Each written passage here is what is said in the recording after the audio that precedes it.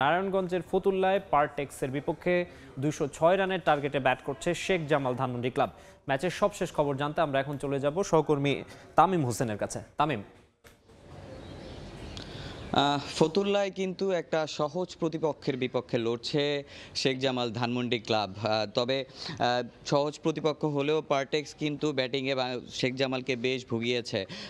একটা সময় মনে হয়েছিল হয়তোবা ১৫০ রানের মধ্যেই পারটেক্স গুটিয়ে যাবে, তবে আহারার আমিন, যে কিনা অনূর্ধ্ব-১৯ এশিয়া কাপ জয়ী দলের সদস্য ছিলেন, তার ৩৫ রান কিন্তু পারটেক্সকে একটা ভালো সংগ্রহ এনে দিয়েছে। তবে শেখ জামাল, যেমনটা জানি, আসলে শেখ জামালের কিন্তু সাইফ হাসান আছেন এবং ফজলে রাব্বিরা আছেন, তারা কিন্তু তাদের কাছে এই রানটা খুব একটা কঠিন হবে না চেস করাটা। কিন্তু তারপরও পারটেক্সের বোলাররা কিন্তু ভালো ভালো কয়েকজন স্পিনার রয়েছে পারটেক্সে, যারা ম্যাচ ঘুরিয়ে দেওয়ার মতো সামর্থ্য রাখে। আমরা যেমনটা জানি, আসলে শেখ জামাল কিন্তু পয়েন্ট টেবিলে দ্বিতীয়তে আছে, আর পারটেক্সের অবস্থানটা আছে ১১তম অবস্থানে।